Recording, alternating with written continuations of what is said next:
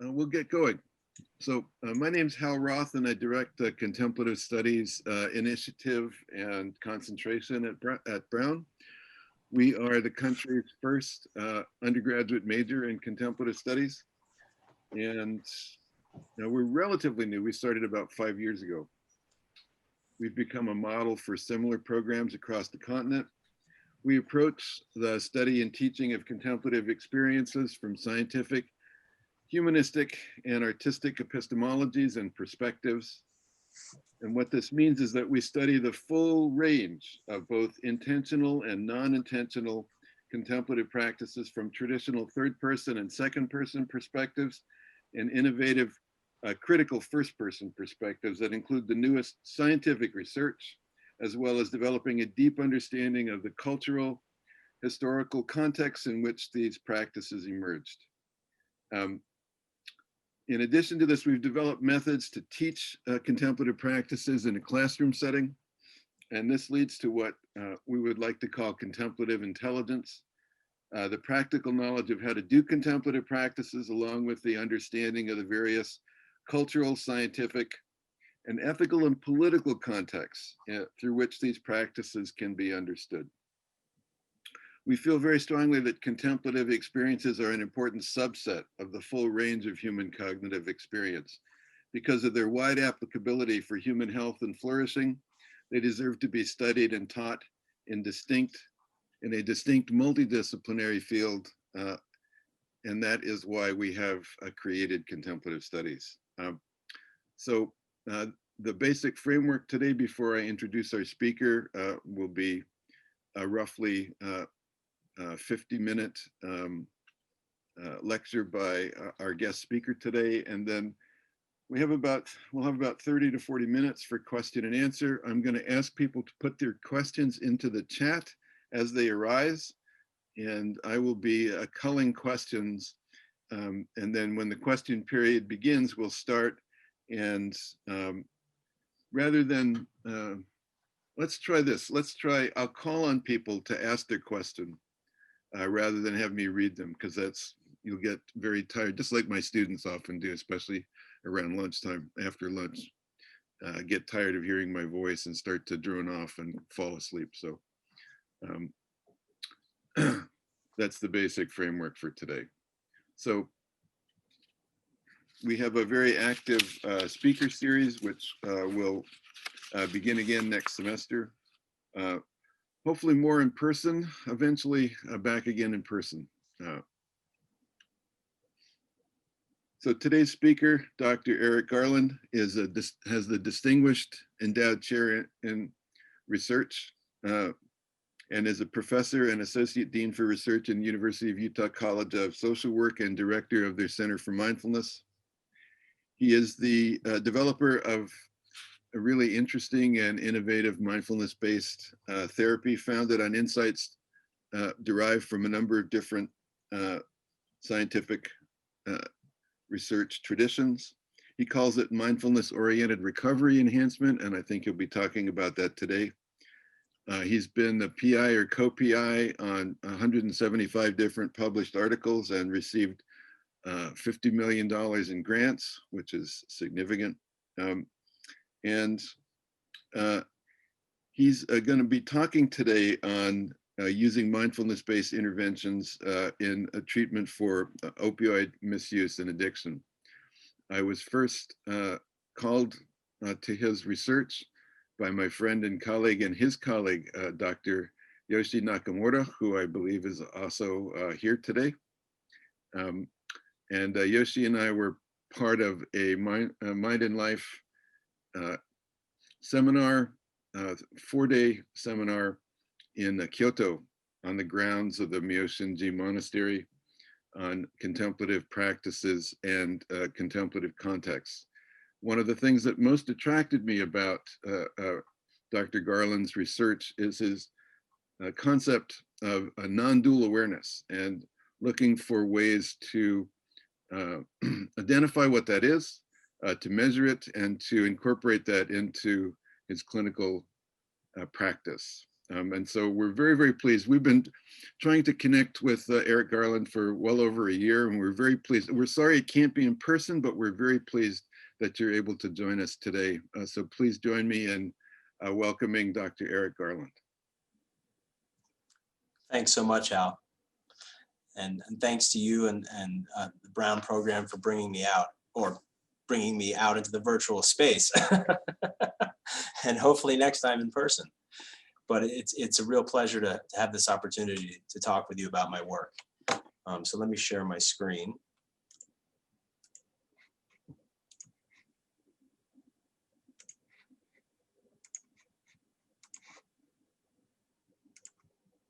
And hopefully you can see that.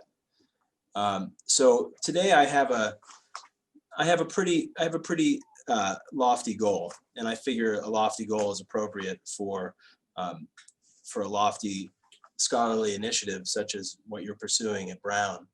And that is, I want to bridge from the opioid crisis, which is a real world crisis that is severely impacting many people's lives, and has even been worsened under the conditions of COVID-19. So bridge from opioid misuse to hedonic pleasure and all the way to self-transcendent meaning. So that's a story that I've got to weave fairly complex parts together into a whole. So wish me luck. Let's see how we do. So to begin, the opioid crisis has really been an unprecedented impact. And in 2015, Nobel Prize winning economists Angus Deaton and Ann Case found for the first time in many decades that the opioid crisis was actually reducing longevity. It was impacting mortality rates, and this was a first in the U.S. being the only wealthy country that's seen increases in the mortality rate in the past 2 decades, which they largely attributed to the addiction crisis and primarily the opioid crisis. And in the sociological and economic literatures, the opioid crisis has been termed a disease of despair. And I think this term is not a mere metaphor, but it actually strikes at the heart of the pathogenic mechanisms that are driving this problem. So I want to give you a clinical anecdote from my practice, which I think will put some meat behind this claim that I just made. A patient came to see me for help with chronic pain and opioid-related problems, and he had received a series of 5 failed back surgeries, and after each one had been prescribed escalating doses of opioids. He knew he had a problem with opioids. He knew it was taking too high of a dose, but as he so poignantly stated to me, I just don't want to be in pain. I asked him a question that I ask many of my patients. I asked him to tell me about a time when he wasn't in so much pain, or maybe when he didn't notice his pain at all. And he told me that on the weekend, when his grandkids came to his house and he watched them play in the backyard, he became so focused and so absorbed in that moment that it brought joy to his heart. And in that moment, he didn't notice his pain at all. His pain was temporarily gone. And so was his desire for opioids. And this clinical anecdote is actually quite common. If you work with people with chronic pain, you'll probably recognize a story like this.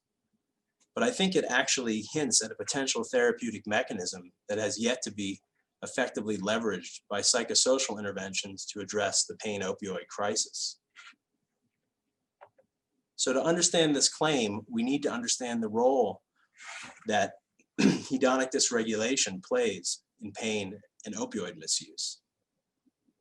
Traditionally in Western philosophy, pleasure and pain have been considered opposites on a hedonic balance, such that increasing experiences of physical and emotional pain are thought to outweigh the pleasure and meaning derived from healthy objects and events in the social environment.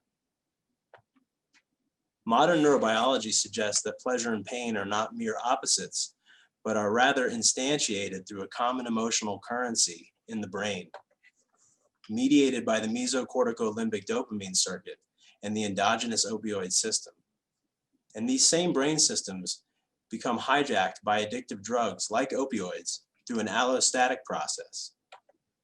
in which increasing sensitization to stress, pain, and drug-related cues comes to outweigh the natural reward derived from positive events in life, in everyday life. And this drives a downward spiral, such that as the individual becomes more and more dependent on opioids just to feel okay, they become less able to extract a healthy sense of pleasure, joy, and meaning out of everyday life, driving them to take higher and higher doses of opioids just to obtain a basic hedonic equilibrium. And this downward spiral results in a loss of self-control, ultimately leading to addictive behavior. But we know not all patients misuse opioids. There are many patients take opioids just as prescribed by their physician. So why can some patients take opioids as prescribed, whereas others go on to misuse them or become addicted to them? And this basic behavioral science question has driven a lot of my research. So to answer this question, we use tasks from cognitive neuroscience in my laboratory. For example, we use a test called the dot probe test. In the dot probe test, there's a computer screen and it's split in two. On one side of the screen is a pain-related image. On the other side of the screen is a neutral image. These images are displayed for a very brief amount of time, either 200 or 2000 milliseconds, after which they disappear, and one of the two images is replaced by a dot. The participant's task is to choose the side with the dot. If the dot shows up on the left-hand side of the screen, they hit the left arrow. If the dot shows up on the right-hand side of the screen, they hit the right arrow, and the computer measures reaction times. It turns out there's a large body of literature to show that chronic pain patients are faster to find the dot when it replaces a pain image than when it replaces a neutral image. And this provides an objective index of how much their attention is captured by pain-related information. We also pair neutral images and naturally rewarding images. And we pair opioid-related images and neutral images. And my research group was the first to demonstrate the presence of a prescription opioid attentional bias among opioid misusing chronic pain patients. Opioid misusers were faster to find the dot when it replaced the opioid image than the neutral image. And this opioid attentional bias significantly predicted opioid misuse 20 weeks following the end of behavioral treatment, suggesting that opioid misusers exhibit hyper-attentional focus on opioid-related cues, and that this attentional sensitization to opioid-related cues actually has important clinical consequences. In my lab, we also measure hedonic dysregulation with the emotion regulation task.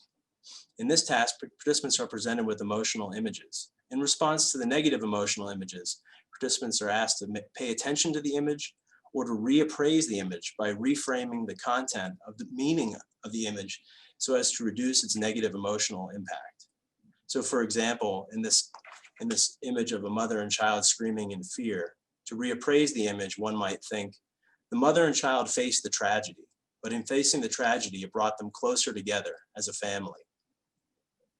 In response to the positive emotional images, participants are asked to pay attention to the image or to savor the image by focusing their attention on what is pleasant, beautiful, and good in the image, as well as to notice and appreciate any positive emotions or pleasant body sensations arising during the savoring experience.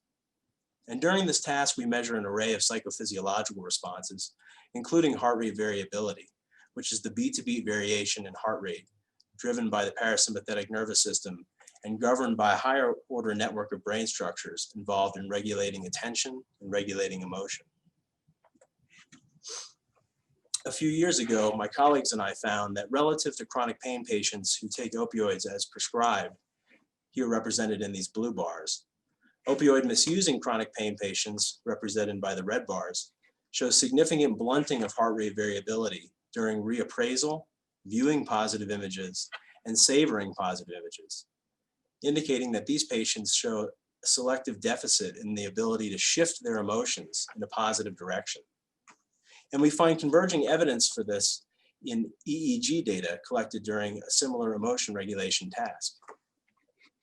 Here, all the way on the right, are brain waves from a sample of chronic pain patients who are not addicted to opioids.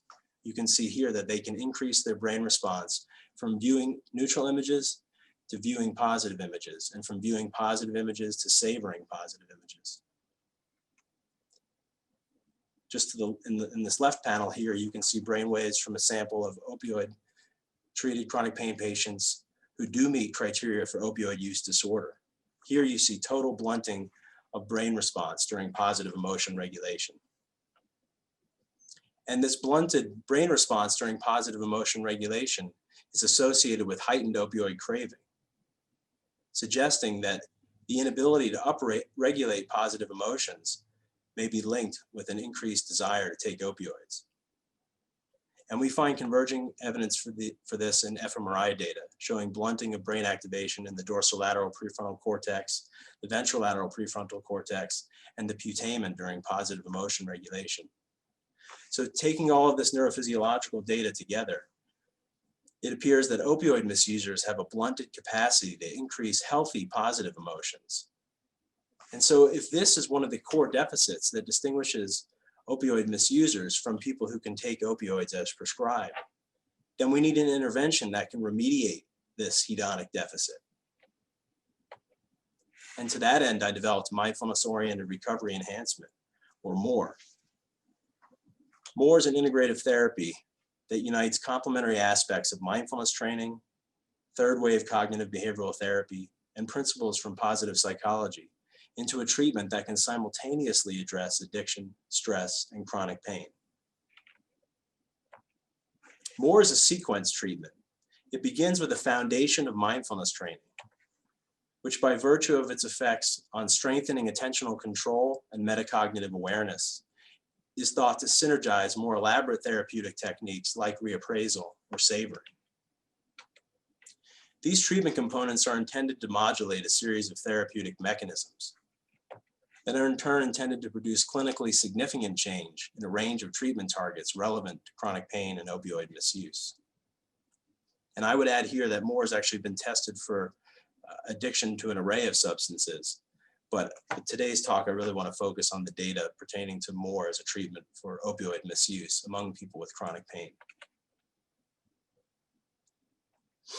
MORE is founded on the mindfulness to meaning theory, a process model of mindful positive emotion regulation that elucidates the downstream cognitive affective mechanisms by which mindfulness promotes flourishing. This theory posits that mindfulness facilitates decentering from stressors, including the stressor of chronic pain, into a metacognitive state of awareness that disrupts habitual cognitive schemas and broadens awareness to encompass an enlarged set of contextual data from which new adaptive appraisals of self and world can be constructed. Integrating this broadened array of positive and neutral and negative experiences into the scope of awareness allows one to generate a new appraisal, a new interpretation of life events, and facilitates reappraisal of adversity as a source of psychological growth. The positive emotions generated from this process can then be further amplified through the use of mindfulness to savor the hedonic features and higher order affective meaning of the positive situational context, which propels an upward spiral of positive affect and cognition towards meaning in life. And in some cases, leading to the experience of self-transcendence, the sense of being connected to something greater than the self. At its zenith, the experience of self-transcendence can produce a sense of ultimate meaningfulness. So through this integration of mindfulness, reappraisal, and savoring, MORE aims to modify associative learning mechanisms hijacked during the allostatic process of addiction by restructuring core reward learning mechanisms in the brain. And this accords with one of the key hypotheses that's driven my research over the past 10 years.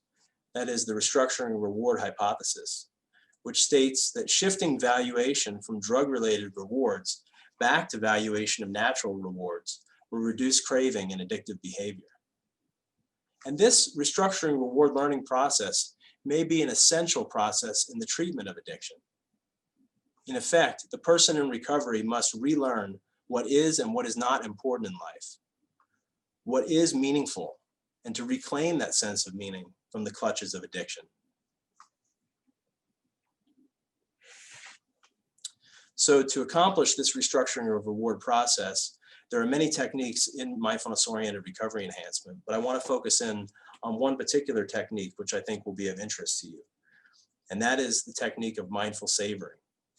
In this technique, which we introduced in the 4th session, we bring in a bouquet of roses, and participants are instructed to choose a rose and then to take 15 minutes to focus their attention mindfully on the pleasant colors, textures, and scent of the flower, as well as the touch of its petals against their skin.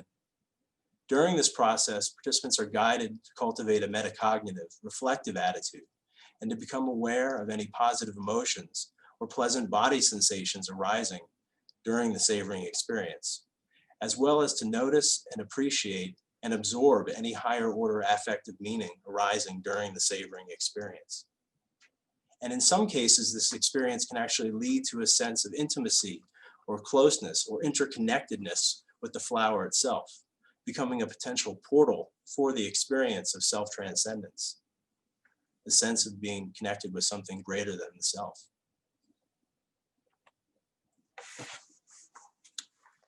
Now I'm going to get really speculative here, but I think this will open up some interesting philosophical questions that I look forward to discussing with you at the end of my talk.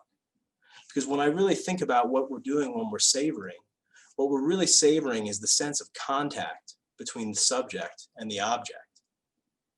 Savoring, in effect, involves a form of accepting the object into one's own awareness, which has parallels neurobiologically with a key construct from affective science, the concept of acceptance wriggles, in which an animal, and we show this, it's an evolutionarily conserved behavior across all mammalian species, that if you take a drop of sugar and you give it to a baby, whether it's a human baby or a chimp baby or even a rat, it will make sucking motions as it absorbs the sweet solution into the mouth and then swishes the sweet solution around the mouth as a means of prolonging and intensifying activation in brain reward circuitry, including opioidergic hedonic hotspots in the reward circuitry of the brain.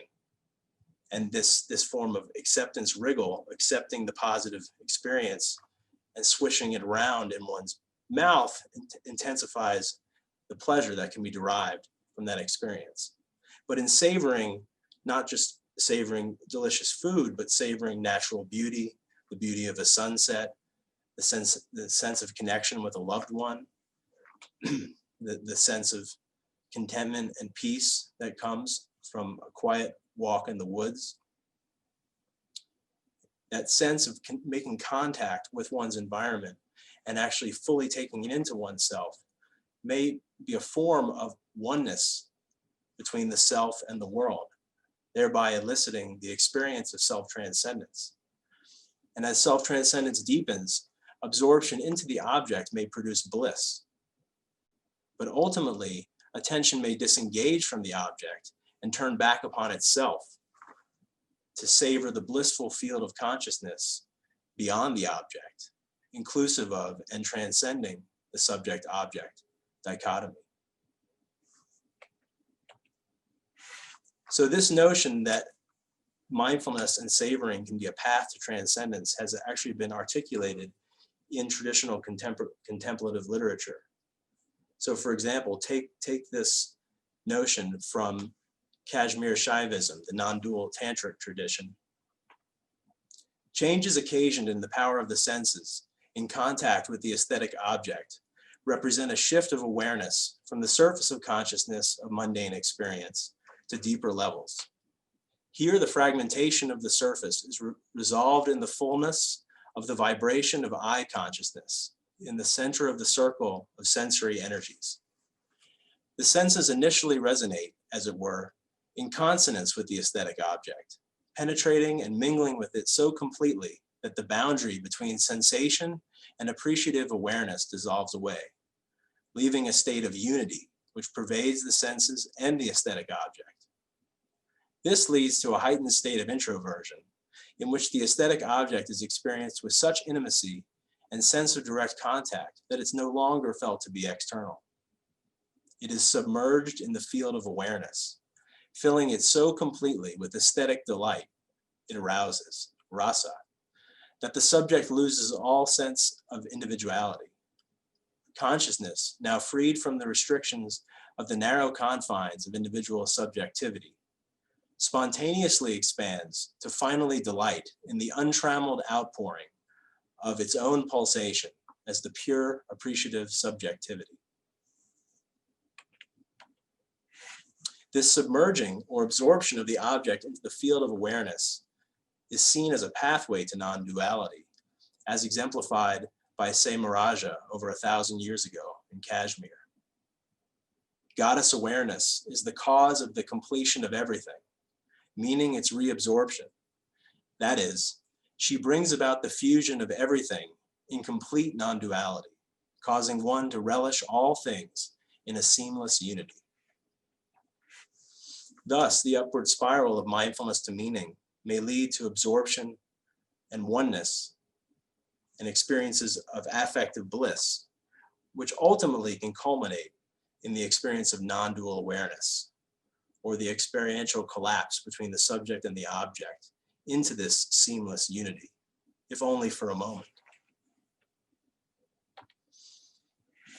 So these are philosophically lofty constructs, but I'm a scientist and a clinical scientist, and I'm particularly interested in how these states of self-transcendence and oneness and unity might be experienced by people suffering from clinical disorders like chronic pain, like addictive, like substance use disorders. What are the clinical consequences of the self-transcendent state? So to answer that question, we need instruments that can capture the construct. A few years ago, my colleagues Yoshi Nakamura and Adam Hanley and I developed a scale called the Non-Dual Awareness Dimensional Assessment. We used a very similar process that was used by Ruth Baer in her development of the 5-facet mindfulness questionnaire, essentially an exploratory and confirmatory factor analysis to boil down multiple mystical experience questionnaires into the most potent and useful items. There's a trait version of the nada, and there's a state version of the nada. And the state version of the nada, I think, will help you to understand this questionnaire. So really there are 3 dimensions being captured here. One is this experience of annihilational transcendence, where the sense of self and identity is annihilated. And this is exemplified by items like, I experienced all sense of self and identity dissolve away. The scale also captures relational transcendence, the experience of interconnectedness or oneness between the subject and the object. And this is exemplified by items like, I experienced all things seeming to unify into a single whole. But we know that these experiences of oneness and transcendence of the self are often accompanied by intense experiences of bliss or ecstasy or joy or peace. And so this affective dimension is captured by items like, I felt surrounded and filled with a blissful warmth or energy. And we have found that this self-reported experience of non-dual awareness is not only not uncommon in novice meditators, but actually increases. Self-transcendence increases following brief mindfulness-based intervention. Even 8 weeks of mindfulness-oriented recovery enhancement can significantly increase experiences of self-transcendence among patients with severe and complex clinical comorbidities. Another way that we try to measure this construct is with a visual scale. And here's an example of a visual scale that Dr. Hanley and I developed. We call it the S-force, the spatial frame of reference continuum. And this is the notion that the sense of self or the sense of one's awareness can become extended beyond the body, beyond the self, and actually fused with space.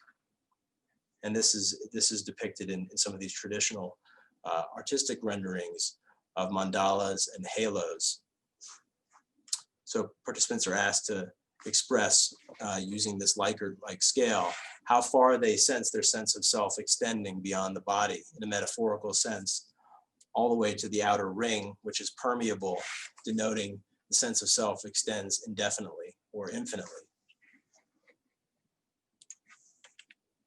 And we find that brief mindfulness training, 15 minutes of mindfulness over several sessions, can boost the sense of extension of the self or extension of self-awareness into space. So here's actually the full trait nada, and these are the items that are being captured to try to tap this ineffable construct of self-transcendence. And you probably, as experts in this field, may have quibbles with some of our languaging. You may have better ways to articulate this, and I'm happy to talk about that with you. This was just our crude attempt to create an empirical instrument that we could then use to measure whether self-transcendence was actually a therapeutic mechanism of mindfulness. But how do we F the ineffable? How do we grasp the ungraspable? How do we measure the limitless, the infinite? And of course, the Tao that can be told is not the eternal Tao. The name that can be named is not the eternal name. The nameless is the beginning of heaven and earth. The named is the mother of 10,000 things. Ever desireless, one can see the mystery. Ever desiring, one sees the manifestations. These two spring from the same source, but differ in name. This appears as darkness, darkness within darkness, the gateway to all mystery.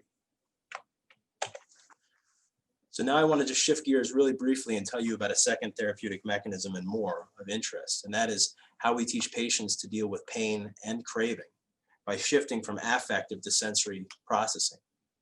So chronic pain patients typically experience pain as an emotionally laden, monolithic and solid entity over which they lay a layer of suffering. They say to themselves, why me? This isn't fair. This pain is ruining my life. And this emotional suffering actually amplifies nociception in the brain. In more, we teach mindfulness skills to remove this emotional overlay and to decompose the pain experience into its subcomponent sensations. So rather than focusing on some terrible, awful anguish, we ask patients to zoom into the heart of the sensation and to break it down into sensations of heat or tightness or tingling, as well as to notice the spaces inside that sensation where there's either no sensation at all or potentially even pleasant sensations proximal to the unpleasant ones. And we use a very similar technique to help patients to cope with craving, deconstructing the craving experience into its cognitive, emotional, and sensorial components. And I'd also be interested in chatting with you contemplative scholars at the end of this talk about the parallels between this technique and some traditional meditation approaches. But now let's come out of the clouds and come into the data.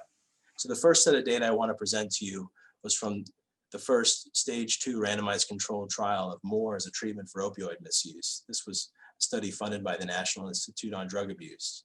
115 opioid-treated chronic pain patients were randomly assigned to receive 8 weeks of MORE or 8 weeks of a supportive psychotherapy control condition. Nearly 3/4 of the sample reported misusing opioids at baseline, and there were high levels of psychiatric comorbidity. In summary of the findings, we found that MORE significantly decreased chronic pain severity and significantly decreased chronic pain interference, and these effects were maintained 3 months after the end of treatment. And for those not familiar with the scale, pain interference measures to what extent pain has interfered with a person's general activity level, their mood, their walking ability, their work, their relationships, and their enjoyment of life. And coming back to the theoretical model, in fact, we found that the effects of MORE on reducing pain severity were statistically mediated by the capacity to shift from affective processing of pain sensations to sensory processing of pain sensations. In other words, patients who reported being better able to view their pain not as pain, but instead to view it as sensations of heat or tightness or tingling, reported the greatest degree of pain relief. But we found, irrespective of the effects of MORE on pain relief, that MORE also reduced opioid craving. And we found that MORE reduced opioid misuse. There was a 63% decrease in opioid misuse in the MORE group, compared to a 32% decrease in the supportive psychotherapy control condition. We used the dot probe test to measure hedonic regulatory mechanisms and found the first evidence in the literature from a randomized controlled trial that a mindfulness-based intervention can decrease the pain attentional bias. So after 8 weeks of more, patients' attention was less hyperfixated on pain-related cues. We also found that among patients with an opioid attentional bias at baseline, more significantly decreased that opioid attentional bias. So after 8 weeks of treatment, patients and more found their attention less captured by the addictive cue. But some of the most interesting data came from heart rate data collected during this task. And I don't think you really need to know very much about statistics to see that there's something dramatically different between the Moore group and the control group happening in this slide. We found across all 3 cue conditions of the dot probe test that Moore significantly decreased heart rate responses. To understand the clinical implications of these findings, we asked patients to rate how aroused they felt by the images. Not surprisingly, we found that heart rate decelerations in response to viewing the opioid and pain-related images were correlated with reports of decreased arousal. So patients felt less stimulated, less aroused by those cues. And that makes perfect sense. We found the opposite pattern in response to the pleasure photographs. We found that patients who experienced the largest heart rate decelerations in response to the pleasure photographs reported being the most aroused, the most stimulated by those images. So we took this to mean that perhaps Moore was increasing physiological sensitivity to natural reward. We conducted a heart rate variability analysis during this task and found that across the board, Moore led to significantly greater increases in heart rate variability than the control group. But this effect was most pronounced to the pleasure cue condition. We wanted to understand the clinical implications of these findings, and so we conducted a multivariate path analysis and found that the effects of Moore on reducing opioid craving were statistically mediated by changing heart rate response to the pleasure cue condition, not by changing heart rate response to the opioid cue condition. This was really, really impactful. The data indicated that Moore was reducing opioid craving by changing physiological responsivity to natural pleasure. And this represented the most important scientific finding of my career up until that point. Because if you understand the allostatic model of addiction, which is one of the most prominent models of addiction in neuroscience today, which states that as the person becomes more and more addicted, they become hypersensitized to drug-related cues, and they become insensitive to natural pleasure, which drives them to take higher and higher doses of the drug just to feel good. These data suggest that the allostatic process might be reversed, that by increasing physiological sensitivity to natural pleasure, this might reduce craving and thereby decrease addictive behavior. And I believe it was this finding that led to the subsequent funding of more than $20 million in federal grants to further unpack this phenomenon. We asked patients to also do ecological momentary assessments and provide ratings of their pain and their mood up to 4 times a day throughout treatment. So this gives you a tremendous amount of data points, something like 224 data points per individual. And we found that Moore significantly decreased pain from moment to moment. We also found that Moore significantly increased positive emotions from moment to moment. In fact, patients in Moore were 2.75 times more likely than patients in the control group to be positively emotionally regulated over the course of treatment. Interestingly, it wasn't the decrease in pain from moment to moment that predicted decreases in opioid misuse. Instead, increases in the trajectory of positive emotions predicted the greatest decreases in opioid misuse, providing support for my restructuring reward hypothesis. So we were really encouraged by these data, and we undertook a second stage 2 randomized controlled trial to replicate these results in a sample of opioid-treated chronic pain patients. In this RCT, 95 opioid-treated chronic pain patients received 8 weeks of Moore or 8 weeks of a supportive psychotherapy control condition. And again, we found that Moore significantly decreased pain severity and significantly decreased opioid misuse. We also found that more increased an array of positive psychological functions, including positive emotions, savoring, meaning in life, and self-transcendence measured by the NADA. Importantly, we found that the effects of more on reducing pain severity and reducing opioid misuse were statistically associated with increases in these positive psychological functions. And actually, the function that predicted symptom relief the greatest was increases in the experience of self-transcendence, suggesting that one way to treat the disease of despair of opioid misuse is to teach people how to savor healthy joy, meaning, and self-transcendence in everyday life. In this trial, we found that more significantly decreased opioid dosing. In fact, there was a 32% reduction in opioid dose among patients treated with more. We wanted to understand this effect, and so we brought patients into the lab and asked them to practice mindfulness while we measured psychophysiological responses, including heart rate variability. And we found that more significantly increased heart rate variability responses during the state of mindfulness. But crucially, the effect of more on reducing opioid dosing was statistically mediated by increases in heart rate variability during mindfulness meditation. Now, these findings are quite interesting when you hold them in context with previous work on the relationship between heart rate variability and self-control or self-regulation. Take this classic study from Segerstrom and Ness, who offered participants a tray, and on half the tray were some gooey, delicious chocolate chip cookies, and on the other half of the tray were carrots. On one condition, they told participants, just ignore the chocolate chip cookies, you can't eat them, instead eat the carrots. In the other condition, they told participants, go ahead and eat the cookies if you like. Under the condition where participants had to exert self-control to resist eating the cookies, they showed heightened heart rate variability relative to the other condition, suggesting that the increases in heart rate variability we see here during mindfulness meditation implicate that more is enhancing self-regulatory mechanisms during mindfulness, and that being able to self-regulate one's autonomic response during mindfulness is key to helping patients experience greater self-control over their addictive urges.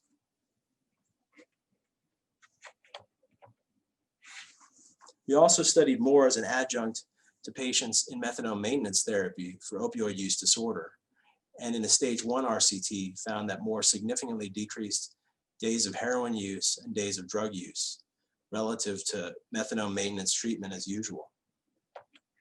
And again, we used ecological momentary assessment in this study and found that more significantly decreased opioid craving from moment to moment. In fact, more decreased opioid craving by 50% over the course of treatment. We also found that more enhanced positive emotions from moment to moment. And again, increases in the trajectory of momentary positive emotions were associated with decreases in opioid craving, providing additional support for my restructuring reward hypothesis. So following these successful clinical trials, we really wanted to unpack the mechanisms of more and understand its effects on restructuring reward processes in the brain.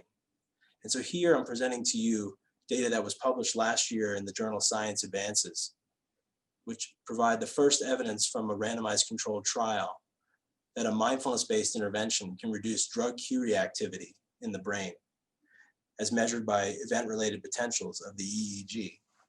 More decreased opioid cue reactivity robustly relative to the control condition. So not only did more decrease opioid cue reactivity in the brain, so decrease the brain's reactivity to opioid-related cues, but it enhanced the brain's responsivity during savoring of natural rewards, suggesting that more was in fact restructuring reward responsivity in the brains of people with chronic pain who misuse opioids.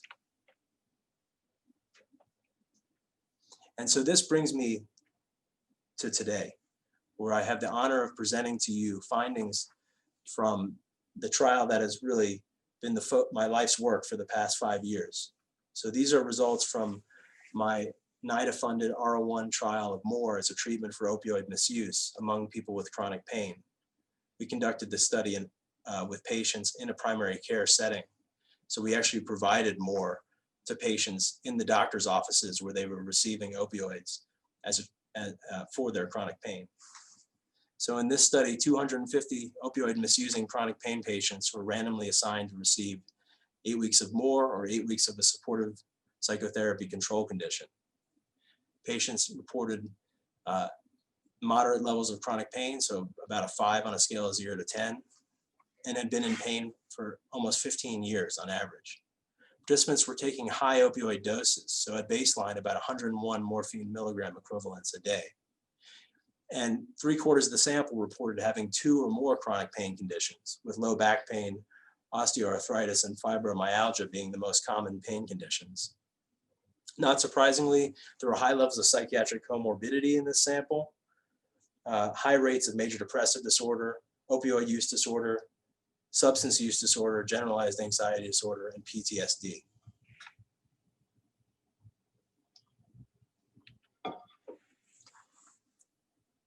And here are the summary findings of the primary outcomes of this trial, which are represented in standardized units for comparison across outcomes. In summary, we found that more led to significantly greater reductions in opioid misuse than the control group through the 9-month follow-up. And I would point out that these data demonstrate that our control condition was an active control. It did significantly reduce opioid misuse, but more was mo better. Sorry for the bad joke, but I just can't resist. We also found that more significantly decreased chronic pain severity and chronic pain-related functional interference through the 9-month follow-up, with effect sizes exceeding those observed for cognitive behavioral therapy for chronic pain in a recent 2020 Cochrane meta-analysis. We triangulated these findings with a drug misuse index that integrates self-report, blinded clinical interview, and urine drug screens, and found that more significantly decreased the subjective index of opioid misuse, with a nearly 40% reduction in opioid misuse in the MORE group at 9-month follow-up, compared to about a 20% reduction in opioid misuse in the control group. These data clearly demonstrate the efficacy of the MORE intervention as a treatment for opioid misuse. MORE also significantly decreased opioid use, opioid dosing through the 9-month follow-up. We conducted a responder analysis and found that by 9-month follow-up, 36% of patients in the MORE intervention were able to cut their opioid dose by half or greater. So among responders, the mean opioid dose reduction was 76 milligrams of morphine a day. The fact that we didn't push these patients to reduce their opioid dose, we didn't force them or even push them to taper their dose. They did this on their own, was remarkable. So taken together, these data suggest that it is possible to reduce opioid use and misuse and still maintain good pain management. MORE also significantly improved multiple dimensions of psychological health by the 9-month follow-up point, including depression, emotional distress, PTSD, positive emotions, meaning in life, and the sense of self-transcendence, and these findings provide support for my mindfulness to meaning theory and suggest that MORE is a broad spectrum treatment that can simultaneously address chronic pain, opioid misuse, and comorbid psychiatric conditions. Drilling down in this study to examine therapeutic mechanism, I was particularly interested in how MORE might change the relative responsiveness to drug and natural reward, vis-a-vis my restructuring reward hypothesis. So we created a measure of relative autonomic responsiveness to natural reward cues versus opioid cues during the dot probe test. And we found that MORE significantly increased parasympathetic response to opioid cues relative to natural reward cues, as measured by high-frequency heart rate variability. Conversely, we found that MORE enhanced sympathetic responses to natural reward cues relative to opioid cues, measured by galvanic skin response. And this was in a rather large sample, so an intention to treat analyses involving more than 200 patients. These data indicate that more shifts the relative salience of drug and natural rewards by restructuring reward processing. And this effect of more on the relative salience of drug and natural reward, as indicated by heart rate variability, statistically mediated the effect of more on reducing opioid misuse through the follow-up, suggesting that one of the key therapeutic mechanisms undergirding more's effects on opioid misuse is this capacity to shift reward processing towards the ability to extract a heightened sense of pleasure and satisfaction from natural, healthy rewards. And here's another way we measured this phenomenon, using a computerized body map. In this body map, patients locate pleasant and unpleasant sensations. Pleasant sensations are represented in blue. Unpleasant sensations are represented in red. The density of the hue indicates the frequency with which a given part of the body was identified as pleasant or unpleasant. You can see here that more significantly increased pleasant sensations in the body, peaking around the 6-month follow-up point, and significantly shifted the ratio of pleasant to unpleasant sensations.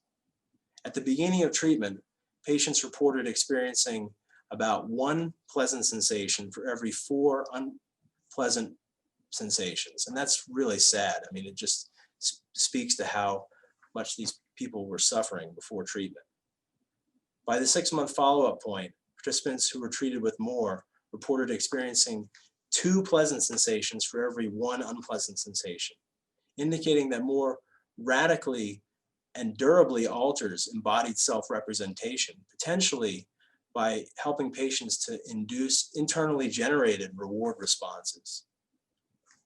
So not only is more increasing sensitization to natural reward in the external environment, it's teaching people how to self-generate reward. And using EEG, we found that more is enhancing frontal midline theta activation during mindfulness meditation.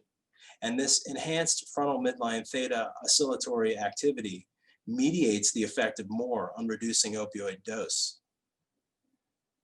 But also, enhanced frontal midline theta brain activation during meditation is correlated with increases in self-transcendence. So patients who exhibited the highest levels of frontal midline theta activity as they meditated following treatment with more reported the greatest sense of oneness or transcendence of the self.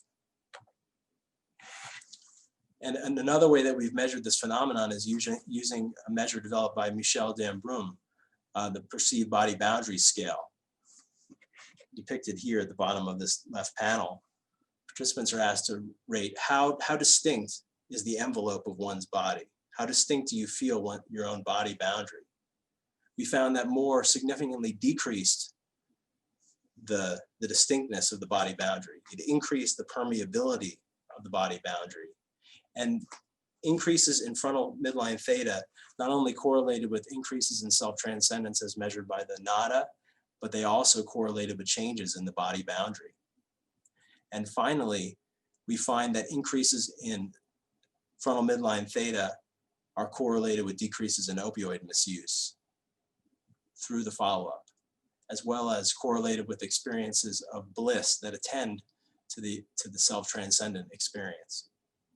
So taking all of this together suggests that perhaps through mindfulness meditation, patients who are treated with more learn how to internally generate experiences of natural reward of such intensity that as they transition into the experience of self-transcendence and sense their sense of connectedness with everything around them, this seamless unity, that the bliss produced by this experience, the self-transcendent experience, is the sweetest bliss, so sweet that it reduces the pull of the drug and allows the person to experience the mind resting in the primordial bliss of awareness. And I know that's quite a lofty claim, and clearly patients, not all patients experience this, but even experiencing a taste of this may be highly therapeutic. And this proclivity to experience tastes of self-transcendence increases over time in patients treated with more. patients are reporting more self-transcendent experiences in everyday life, even through the 9-month follow-up point, suggesting that the upward spiral of mindfulness to meaning, as it is invoked repeatedly over time, may build a more durable access to experiences of self-transcendence and ultimately, potentially, even non-dual awareness. So taken together, this body of work supports the restructuring reward hypothesis and suggests that increasing sensitivity to healthy pleasure, joy, meaning, and self-transcendence may come to outweigh the pull of drug-related reward and thereby reduce addictive behavior. So in conclusion, more is an efficacious treatment for opioid misuse and chronic pain, as revealed by data from 4 randomized controlled trials involving nearly 500 patients. Right now, there's a $25 million research program underway and 3 additional randomized controlled trials involving more than 1,000 participants to further unpack the clinical outcomes and mechanisms of the MORE intervention. What we know from the data so far is that MORE may treat opioid misuse and chronic pain by reducing drug cue reactivity, increasing hedonic regulation, enhancing meaning in life, and eliciting self-transcendence. And I would encourage all of you as contemplative scholars and scientists to begin to examine self-transcendence as a core therapeutic mechanism of mindfulness. And in particular, to focus on what are the clinical impacts of the self-transcendent experience. Ultimately, teaching people to take in the good and mindfully savor natural, healthy pleasure may provide the learning signal needed to restore adaptive hedonic regulation and ultimately to reverse addiction. And I know that's a really bold claim, but we're facing a grave crisis in this country, and we need bold solutions to solve the addiction crisis. So I want to thank you for your attention, and I look forward to the conversation with you now. Great, thank you. Thank you very much, Eric. I was remiss in not beginning by thanking the administrator for contemplative studies, Ann Heyrman-Hart, without whom this would not have been possible. So please, everybody, put your questions into the chat and I will go through them. I want to ask one quick question before I start looking at the chat questions, and that is, I think maybe I missed this in your presentation, Eric, but which of the types of mindfulness meditations are built into MORE? Because, you know, mindfulness can be a shamatha practice, it can be a vipassana practice. In other words, it can be a concentrative or it can be a receptive and a form of meditations, or is it, did you use the standard MBSR? Did you do a variation of MBSR?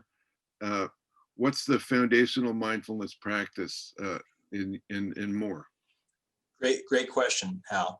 So in every session, we provide a mindful breathing technique, which begins with more of a shamatha type of an attitude. So more of a concentrative meditation focus on the breath, but culminates in more of an open monitoring, more of a vipassana oriented stance. So gaining insight and then ultimately expanding to more of a samprajnana type of meta awareness practice or open awareness practice at the end of the practice. So that's taught in every session. And so we also have a body scan practice that's quite similar to the standard body scan practice taught in MBSR. With the only twist on that is at the end we ask people to expand attention beyond the body into space. But those are really the core mindfulness practices. You know, there are specific mindfulness applications like mindful savoring or mindfulness of craving, and we could talk about that in detail. But the core is really this combined concentrated practice and then culminating or ending in this open awareness practice. Great, thanks. That's a very interesting type of a form of mindfulness meditation that you've worked on and developed there. I want to call on the first question in the chat, and I'm going to ask the questioner to identify where you're from. Anybody who I call upon, please just say your name and where you're from, or if you have a position, what your position is. Or if it's a position which is no position, that's perfectly fine. So the first question is from Jared Lindahl. Hi, Eric. Thanks for the talk. I'm Jared. I'm here at Brown in contemplative studies and religious studies. And I guess let me bring up my question again that I wrote out. So, I mean, I guess what I want to ask about is this a bit on this construct of non-dual awareness. You know, in your talk and in your papers, you're drawing upon these really famous kind of luminaries from contemplative traditions like Shyama Raja, who you mentioned today. Some of your papers, you cite Dakwatashi Namgyal and Khenpo Sultram Gyatso for this model of non-dual awareness, which has, in your instrument, this annihilational transcendence, unitive, and bliss, right? So I guess what I'm asking is, why do you think the findings from this instrument in novice meditators or in surveys of undergrads or MTurk people who are filling out this survey, why do you think these are comparable to the end goals of these really elaborate contemplative traditions that tend to be predicated on a lifetime of study, deep dedication to tradition, often like initiations into, pretty esoteric ritual societies? Do you think there are any significant differences that should be acknowledged between what they're doing and what they're claiming and what you're finding with your questionnaire? Yeah, it's a great question. I think that I certainly fall into the sort of, I think John Donne framed this as the innatist camp. I certainly fall into the innatist camp, the notion that this state is a naturally occurring state. And, certainly from a Mahamudra type of stance, right, it is the natural state of the mind. And so there are actually some traditions that begin with direct pointing of the state, under the natural assumption that because this is the natural state of mind, that we all slip into this state from moment to moment without recognizing it, and that under certain conditions, some people may be able to access this state rather quickly, rather rapidly. That's opposed to the other stance. I can't remember what term he uses for that, but the gradual path of having to cultivate over decades of intensive contemplative training, the attentional stability and insight necessary to attain that state. So I do think that it's a naturally occurring state. I think that people experience self-transcendence spontaneously, even people without any meditation experience at all. There are certain life moments that are so poignant, or it could just be random chance. I don't think we understand yet why and when, under some conditions, people have the mystical experience. So I think it does occur with some frequency to people naturally, but of course, I believe that contemplative training is necessary in order to more reliably access the state and to instantiate and harness its benefits. So I guess that's my answer to you. But I certainly don't think that an untrained person can achieve the depth of knowledge, understanding, and richness that somebody who's a contemplative, who's devoted their life to, can vis-a-vis these experiences. So in effect, I think what the novices are getting is a mere taste of the experience. Yeah, I guess just a quick follow-up on that. So in validating these instruments or in any of the research, have you asked open-ended qualitative questions where you ask them to describe or give an example of what this was like, so you can validate whether they're even understanding the items correctly?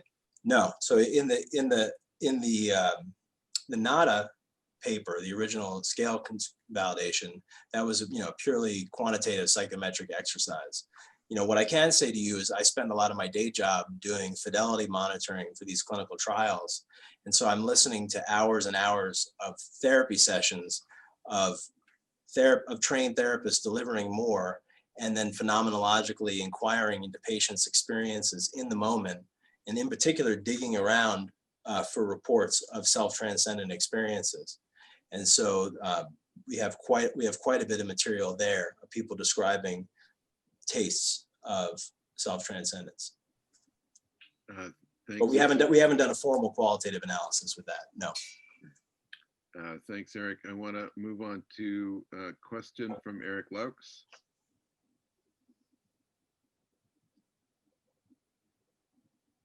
Eric Laux, where did you go, Eric?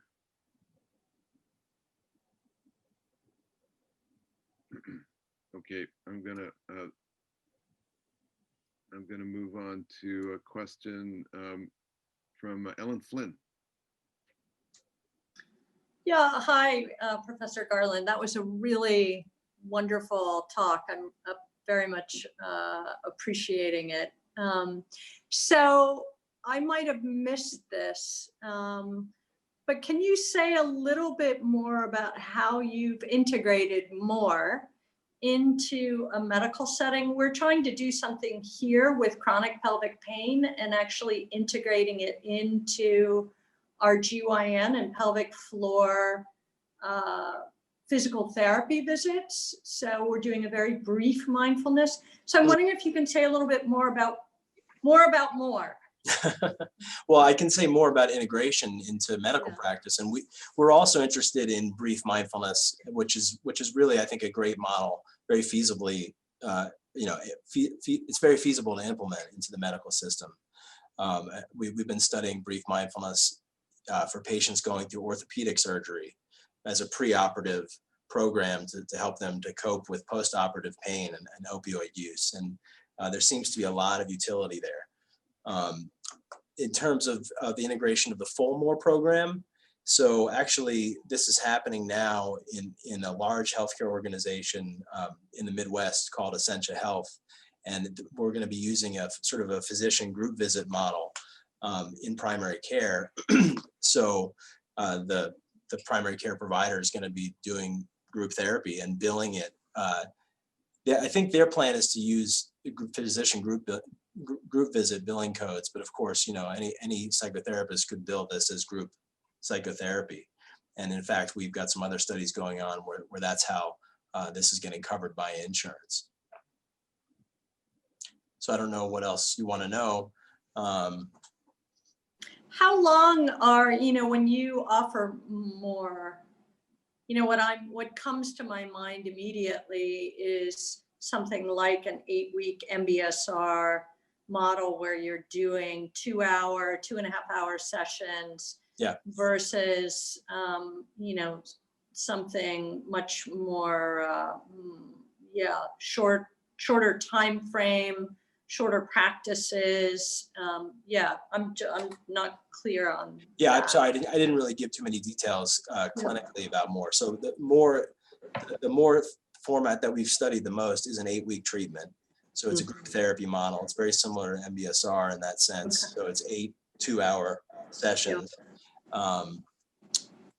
It's pretty intensive, actually. And we in terms of what we ask patients to practice, the demand for practice is lower. So we ask them to only practice 15 minutes of mindfulness a day, as opposed to 45 that is done in MBSR.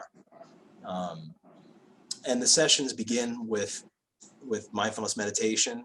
They're followed by a pretty in-depth group processing experience, where we really try to help patients to maximize their learning during mindfulness through using behavioral learning principles. So we use a lot of positive reinforcement and shaping, but in particular, we get quite phenomenological in getting people to unpack their experience from moment to moment and trying to really point them towards success experiences or experiences of therapeutic experiences, so they know the pathway to achieve those experiences and they can replicate that over the sessions. So I think one difference between MORE and MBSR is that we're quite a bit more directive in our processing style, and that's by necessity, given that we're working with patients who have really complex medical, psychiatric, and substance use disorder comorbidities. So we have to do a lot of therapeutic work quickly, and we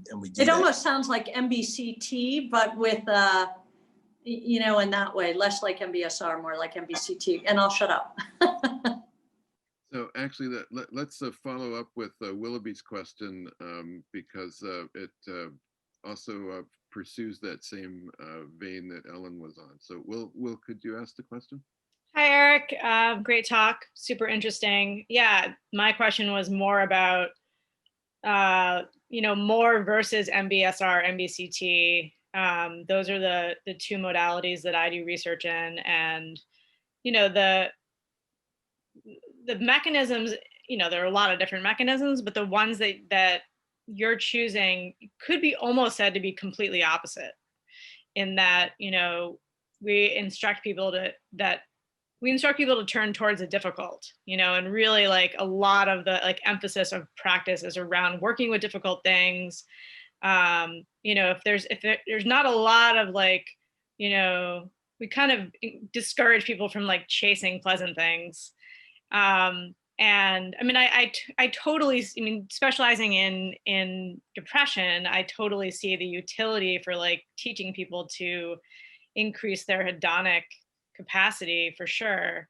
So I guess I'm wondering, well, first of all, both of those things were around when you developed more and you decided not to go with them. So I'm just kind of wondering about what was going through your mind as you were developing this and you decided not to go with them. You also didn't go with MBRP. So that's just sort of the first question. And then, has there been a direct comparison between, MBSR, MBCT with more, or do you think that more MBPs would be, you're basically rolling this out as a transdiagnostic mechanism, which I think it has definitely the capability to be. So I'm wondering whether you think other MBPs should be trying it out. So those are a lot. It's all kind of the same question, but I'm just wondering what you're thinking about this. Those are great questions. I mean, my first reaction is yes, you're right. And in a lot of ways, this is quite contrary to some of the ethos or attitude in MBSR and MBCT, MBRP, and you've known me for a lot of years, so I'm oppositional defiant. So, but no, I mean, I think that was by design, right? And I always try to claim that I developed more using basic neuroscience and basic behavioral science to guide the treatment development process. So I didn't necessarily start with, what are brilliant minds like Kabat-Zinn and Zindel Siegel doing in their therapy. I took a different approach, which is what are the pathogenic mechanisms undergirding the problem? What's missing? What are people lacking? And then what do we need to build and develop in order to help them to heal? So that was my orientation to treatment development. And so it quickly became apparent that there were these hedonic deficits. And actually, I most of my research really points to the fact that it's not just the inability to regulate negative emotions that's the problem. It's also the inability to upregulate positive emotions. And if anything, I think that is a more potent driver of addictive behavior than alleviating negative emotions. I mean, people will probably quibble with me on that claim, but I'll just make a strong claim. So in any case, to treat the problem, if there is a negative emotion regulation deficit, then we need a negative emotion regulation technique like reappraisal. And if there's a positive emotion regulation deficit, then we need a positive emotion regulation technique like savoring. And so that really, guided my development of this therapy. I think it was probably also influenced by the fact that I'm a trained cognitive behavioral therapist, and I never saw it as an either or. I never saw it as acceptance versus change. I thought that was such a false dichotomy. I thought it was absurd. I thought that acceptance always precedes change, and so mindfulness should facilitate the change of cognitions with reappraisal. And I think you and I and some other colleagues on this call have had many hearty disagreements about that. But to me, I just thought, why throw the baby out with the bathwater? And let's take the best components of these other therapies and integrate them with mindfulness rather than replace them with mindfulness. I thought that just conceptually, mechanistically, that they would be complementary. And that's why I developed the mindfulness to meaning theory, to explain some of these interrelationships. And so, no, there have not been any head-to-head trials of Moore versus MBSR. I think that'd be really interesting, as well as dismantling trials. And I know you've done some really good dismantling studies yourself. So I'd like to do some sort of a factorial or dismantling study to peel apart, what are the relative contributions of mindfulness, reappraisal, and savoring. And actually now, as my work develops and this self-transcendence thing becomes even more important, I guess there are probably even four pieces to Moore. It's mindfulness, reappraisal, savoring, and self-transcendence. So what are the relative contributions of those therapeutic approaches on the clinical outcome? And I don't think we know the answer to that yet. Well, that was actually a sort of a follow-up question, which is, of the 3 NADA scales, is any of them accounting for more variance than another, or are they kind of equal? Like, what have you seen? Good question. Well, first of all, even though I wanted it to, the factor analysis didn't discriminate the sort of annihilational transcendence from the relational transcendence. So that all lumped together as one factor. And then the bliss was separate. So we have a self-transcendence factor and a bliss factor.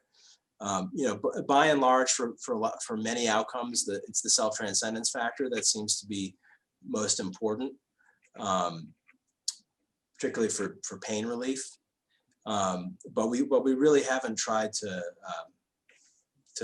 disentangle that yet. So I'm looking forward to doing that in my data. Thanks, Eric. So as a simple humanist, my takeaway is that you are a glass half full person. You know what? I'm probably leaning a little bit more towards the pessimistic side, but I think that's why I study the glass being half full. So. Gotcha. Eric Laux had to leave, but I want to ask his question before moving on to others. And his comment is, great talk. What are your current approaches to train more teachers, more and more teachers, and create conditions for it to be scaled nationally or globally? Great question. So I think, well, what I want to say about that topic, first of all, is that Moore is a very challenging intervention to deliver. It's not an easy psychotherapy. To deliver Moore, I don't have a certification program yet, but eventually I will. I require the teacher, so to speak, to be a licensed healthcare professional. So that's a bit of a distinction between Moore and MBSR. And I think that's due to the nature of the types of patients that we treat with the intervention. But it really is a difficult psychotherapy. And there are plenty of therapists who just can't do it well. And a lot of the difficulty has to do with the types of phenomenological inquiry that we take our patients through in unpacking the experience of mindfulness and trying to highlight and reinforce self-transcendent experiences and experiences of symptom relief, and being very directive and working with difficult personality types. So it's complex, but the training really consists of, the basic training is essentially a 2-day therapist training. So it's about a 13-hour training, and it involves experiential practice, it involves didactics, it involves role-playing, simulated client-patient therapist-client interactions, and then a lot of supervision, a lot of directive consultation.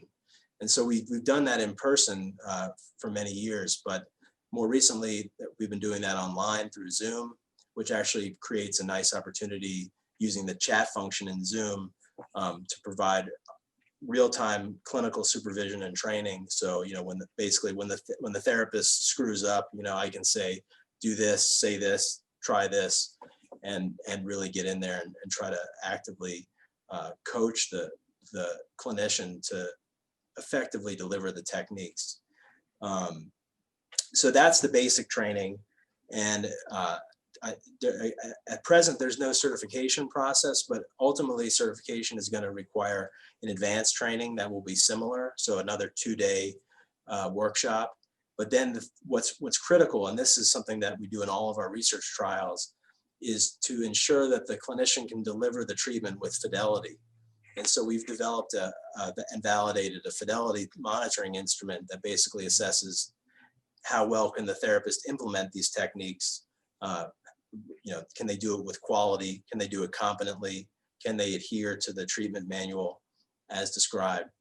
And so in order to become certified in more, a clinician is going to have to basically demonstrate their chops and to prove that they can implement more with a high degree of fidelity. And how that'll play out, I anticipate it'll be something like, therapists will have to make some session recordings, and then those will get evaluated for their ability to stick to the treatment with high fidelity. So that's it. And so how do we scale up? I mean, it's got to be a train the trainer model at this point, I think, because I can't do it all. I'm pretty tired. but we are actively training people, and in fact, I'm holding the next clinician training in January. So January 23rd and 24th. So if people are interested, they can go to my website and check it out. So Eric, there's no part of that you've been describing in which you're asking your therapists to do contemplative training on their own, like a weekend or week-long contemplative. So that's not part of the training process at this point. No, but clinicians they're required to practice mindfulness on a daily or near daily basis. Now, how do you substantiate that? I don't know. Maybe that's the role for them completing a retreat, although you still don't know if they have a daily practice. But that's been my requirement for the past decade in conducting these studies of more, that therapists have a daily practice. Mm-hmm. Mm-hmm. Lisa Ubelacher has a question. Lisa, you still here? Yep. Yeah, I'm still here. Hi, I'm Lisa. I'm in the Department of Psychiatry and Human Behavior. I do a lot of yoga research, including with folks with opioid use disorder.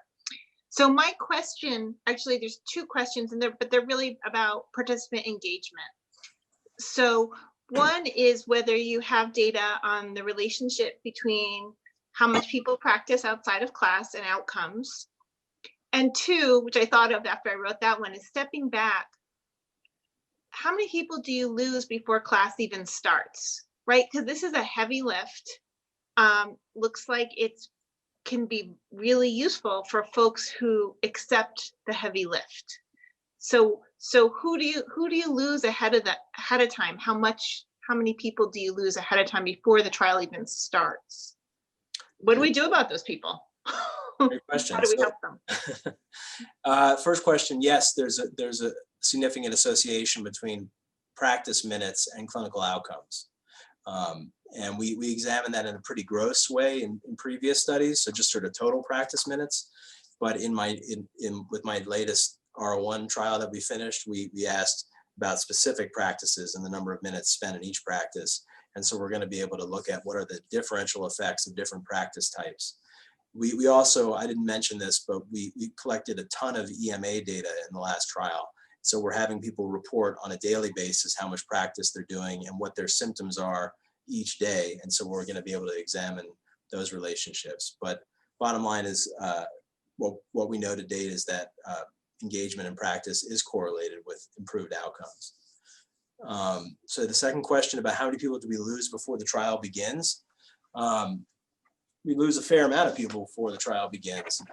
And, I don't know if I can give you a percentage, but I would just be making it up if I told you. But I think there's a fair amount of dropout before the treatment begins. Once treatment begins, we've actually been pretty successful at retaining people in the trial. So our retention rate is about 75%. So about 3/4 of everybody's enrolled is completing the treatment. But the way we've maximized that actually is by offering makeup sessions to people. So that's been a huge, that has made a world of difference. And if you're doing this type of work, I would strongly recommend figuring out a way to do that, because, you know, people's lives are crazy and sometimes they just can't meet make that session. So if you create an alternative way for them to get the content, that really has made a difference in terms of adherence. But what do you do about the people who drop out before the trial begins? I don't know. I mean, I think that points to the inherent, threats to external validity in all of these clinical trials that we conduct.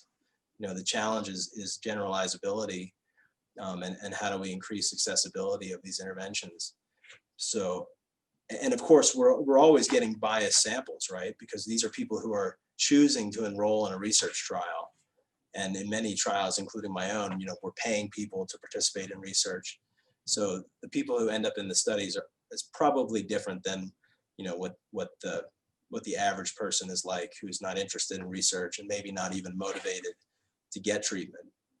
The last thing I'll say about this point is this is something that's really helped us be successful in hitting our enrollment targets for our clinical trials, is even viewing recruitment as a therapeutic process, and we actually use some motivational interviewing type of techniques to engage the patient, even to get them to consider enrolling in the trial. And we're doing that for people in the MORE group, but also in the control condition. So that's evenly, you know, that's not biasing the results.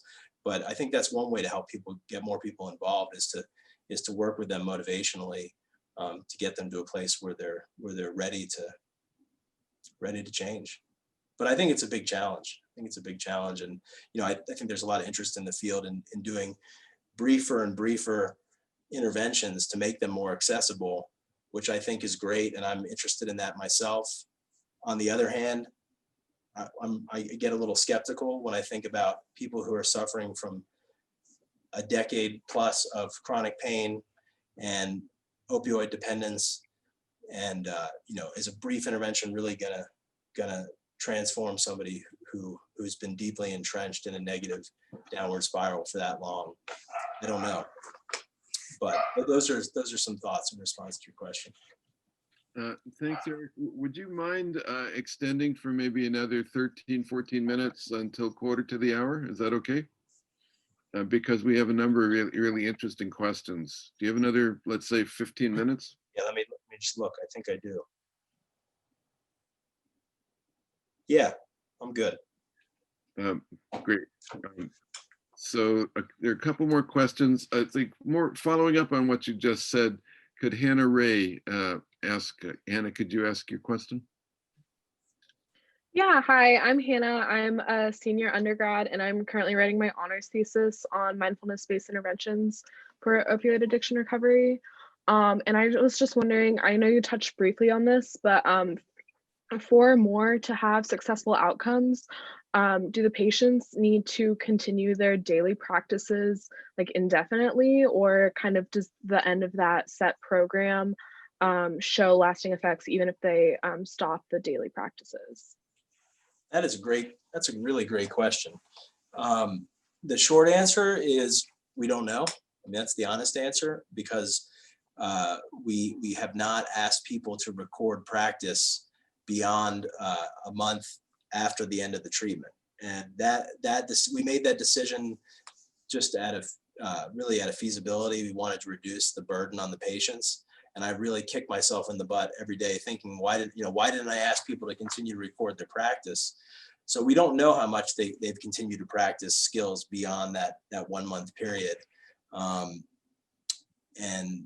you know, my suspicion is that the people who continue to benefit are those who continue to engage in the practice.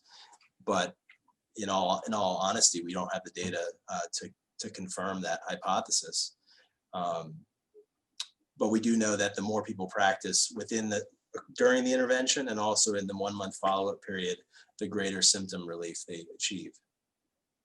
So it's a good question. One other interesting point, that this is in data that I haven't really shown anybody yet.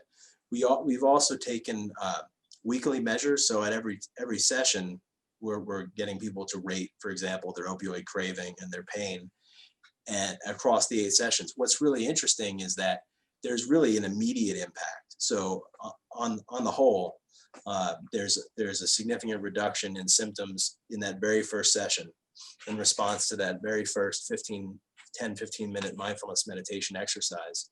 And it does seem to improve over the 8 weeks, but maybe not as dramatically as you might think it does.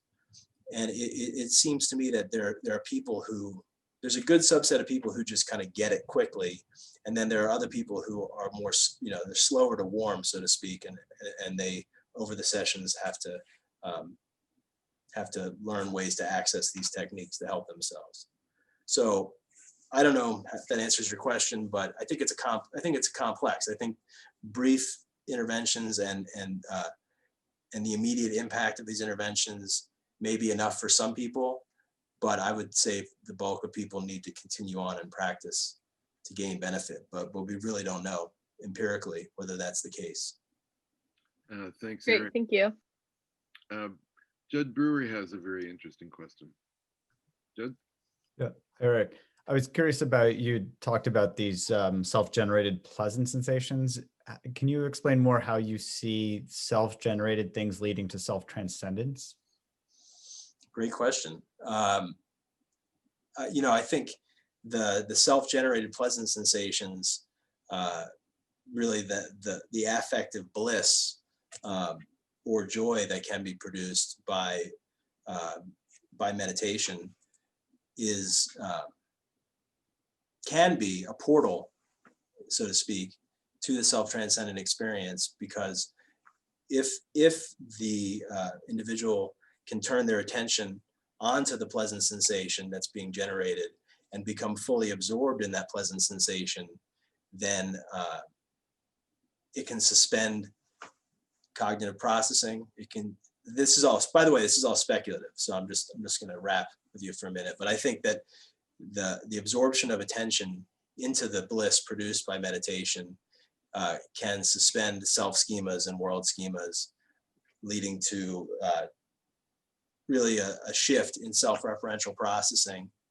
And ultimately, I think that would result in the experience of the sense of self fading away into this bliss, which I think is hinted at in, or actually rather clearly articulated in the jhana tradition and other contemplative traditions that focus on bliss and ecstasy generated by meditative practices. And one other point on that, which is also that there's certainly a tradition within the Tantric Buddhist tradition noting that focusing on pleasant experience actually produces profound forms of samadhi, and that there's something particularly useful about the pleasant experience in terms of fixating and absorbing the mind.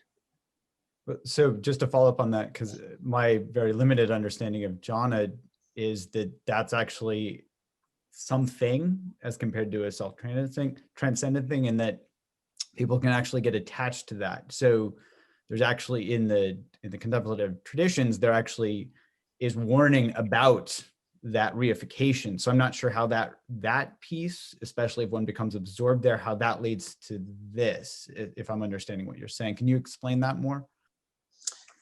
Yeah, I mean, I can try to explain it more, but I'm certainly no contemplative master.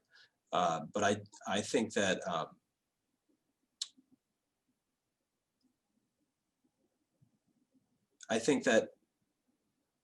when awareness becomes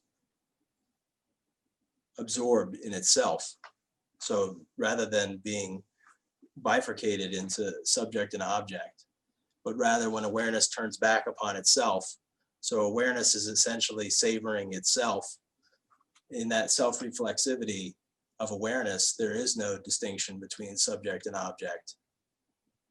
And why is it blissful? That I can't answer. I'll leave that to people like Hal, who could probably have a traditional contemplative answer. But it has been noted for millennia that experience in and of itself contains a quality of bliss. Okay, thanks. Yeah, so that's a very opening up some very interesting questions about the way in which we conceive the nature of experience. It goes back to one of the distinctions that the Kyoto school Zen philosopher Nishida Kitaro makes, in which he makes this important contrast. He says that, in European thought in the West, you think that because you have a self, that you have experiences. But he said, in Buddhist philosophy, what we say is, because there is experience, a self arises. So this is pointing towards the fundamental nature of non-dual experience. And perhaps the issue is because we so fundamentally accept the strong distinction between subject and object, then we start to talk about the falling away of that distinction, or the falling away of the self and other distinction. But really, and in terms of self-transcendence, but what may be going on is in fact just the opposite, where you've got a continuity between subject and object, out of which a self individuates, or a subject individuates. And looking at it from that perspective may change the way in which we can establish some more interesting research models about self-transcendence, working with the assumption that in fact there is a common ground out of which an individual self emerges. Along those lines, have you ever looked at the research on what's called, the acronym is TIPPLE. It's the Watanabe lab here, is doing research on this, and it's task irrelevant perceptual learning. And this, in an interesting way, it may connect with your work, and that is that what they're researching is that if you have a very strong, and they're using auditory or visual stimuli, that if you then, once the subject is hearing or seeing that stimulus, that if you then introduce a secondary stimulus at 90 or 80 or 70 or 60 or 50 or 40 or 30%, it's completely ignored.